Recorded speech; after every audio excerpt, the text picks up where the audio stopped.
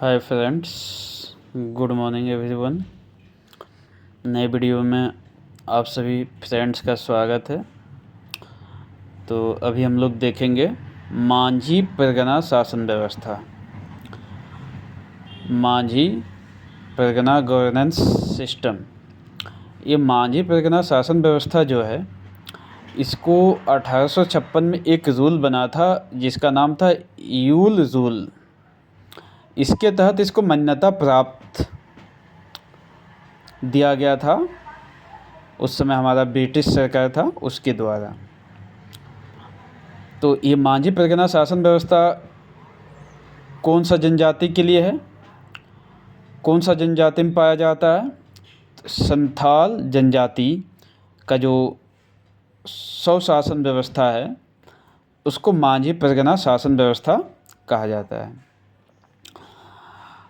ये मांझी परगना शासन व्यवस्था जो है संथालों को कहाँ से मिला?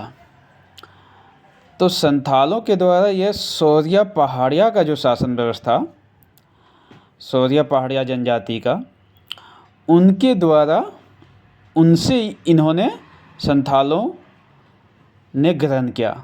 शौरिया पहाड़िया की शासन व्यवस्था को संथाल जनजाति के लोगों ने भी ग्रहण कर लिया। अब हम लोग देखेंगे कि संथाल जनजाति का जो ये स्वशासन व्यवस्था है, मांझी परगना शासन व्यवस्था, तो इसमें पद क्या क्या है और उनका कार्य क्या क्या है और उस पद का नाम क्या है। तो सबसे पहले हम लोग देखते हैं मांझी। मांझी जो है मांझी परगना शासन व्यवस्था का एक महत्वपूर्ण और सबसे निचले स्तर का पद है। निचले स्तर तो नहीं कहा जाएगा, मतलब ग्राम स्तर का ये महत्वपूर्ण पद है। मांझी कौन है? तो ग्राम का जो प्रधान होता है, प्रमुख, उसको मांझी कहा जाता है। और मांझी का कार्य क्या होता है? तो गांव का संचालन करना। इस गांव में जो भी अंतिम निर्णय लेना हो किसी भी मैटर में, तो मांझी लेगा। इसको सलाह देने के लिए अन्य लोग भी हैं, अन्य पद भी है, और इनके अनुपस्थिति में काम करने के लिए भी दूसरे लोग हैं। तो मांझी अगर कभी गांव से एब्सेंट हो, कहीं चले जाए, तो इनके जगह पर कौन काम करेगा? तो उनके जगह पर काम करेगा प्रमाणिक, जिसको उप मांझी भी कहा जाता है या प्राणिक भी कहा जाता है। ये इसका 3 नाम है। और इसको गांव का उप प्रधान भी कहा जाता है। किसको? तो प्राणिक को, या फिर उसको कहिए प्राणिक, या फिर उसको कहिए उप मांझी। इनका कार्य क्या है? तो मांझी जब गांव में नहीं रहे, गांव से एब्सेंट रहे या बीमार रहे, तो ये मांझी का जो भी दायित्व है वो इनके द्वारा किया जाएगा। अब उसके बाद क्या होता है? नायके। नायके कौन होता है? तो गांव का धार्मिक प्रमुख। धर्म के मैटर में जो भी निर्णय लेना हो तो वो कौन लेंगे? नायके। तो संथाल जनजाति के गांव के धार्मिक प्रमुख को नायके कहा जाता है। अब आता है गुड़ैत या गोड़ाइत। इसको कभी कभी गुड़ैत भी बोलता है और कभी गोड़ाइत भी। इस क्षेत्र बेसिस पर इसका नाम में थोड़ा परिवर्तन हो जाता है। तो गोड़ाइत या गुड़ैत का काम क्या है और इसको कहते किसको हैं? तो मांझी का सचिव, मांझी का जो सचिव के रूप में कार्य करता है उसको कहा जाता है गोड़ाइत या गुड़ैत। इसका काम क्या होता है? तो ग्रामीणों को सूचना देना और गांव के परिवारों की सूचना को रखना, ये गोड़ाइत का काम है। ये कौन सा सूचना ग्रामीणों को देता है? तो मांझी का जो आदेश होता है उस आदेश को पहुंचाने का काम करता है। सभी उस गांव में जितने भी परिवार है सभी परिवारों तक पहुंचाने का कार्य करता है। अब अगला पद है जोग मांझी। जोग मांझी किसको कहा जाता है? तो मांझी का जो सहायक होता है, मांझी को सलाह देने का काम करता है कौन? तो जोग मांझी। जो बड़ा फैसला लेना होता है, तो आज का डेट में जैसे हमारे यहाँ मंत्रिपरिषद है, प्रधानमंत्री को सलाह देने के लिए, राष्ट्रपति को सलाह देने के लिए, तो उसी तरह से मांझी को जो सलाह देने का काम करता था उसका नाम जोग मांझी है, और इसको मांझी का सहायक भी कहा जाता है। अब आता है जोग प्राणिक।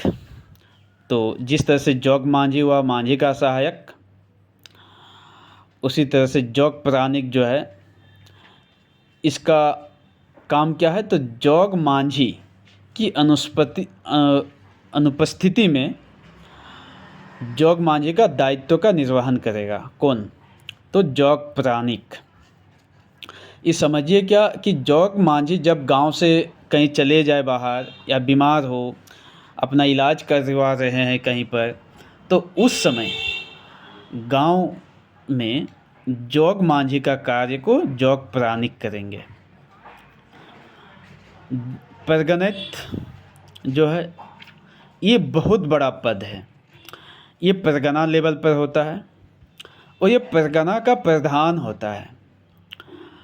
इसका प्रमुख कार्य क्या होता है, तो जब 2 या 3 गांवों का बीच का झगड़ा होता है या किसी भी प्रकार के विवाद हो जाता है, तो उस विवाद का निपटान परगणित के द्वारा किया जाता है।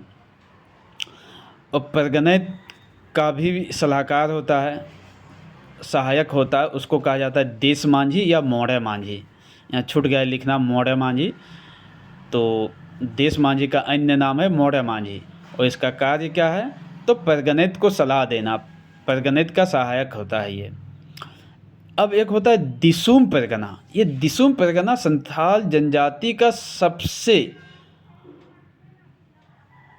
उच्च पद, मतलब इसके ऊपर कोई पद नहीं है, इसके ऊपर कोई व्यक्ति नहीं है संथाल जनजाति में, तो दिसुम परगना उसको कहा जाता है।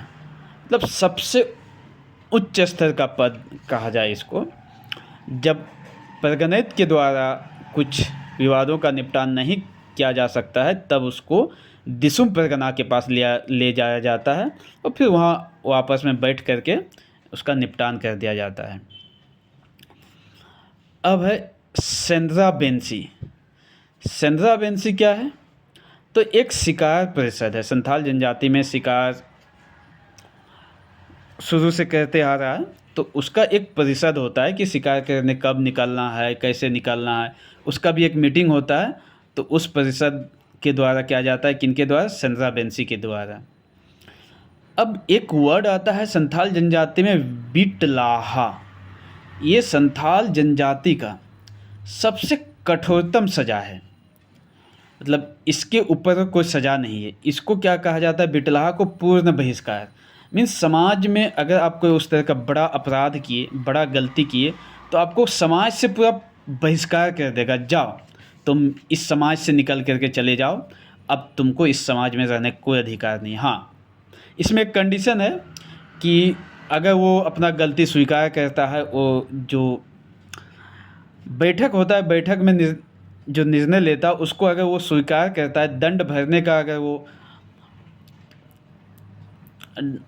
हामी भरता है, तो फिर से उसको नायके के द्वारा फिर से उसको क्या किया जाता है? वो आपस में समाज में मिलाने का कार्य किया जाता है। नायके कौन होता है?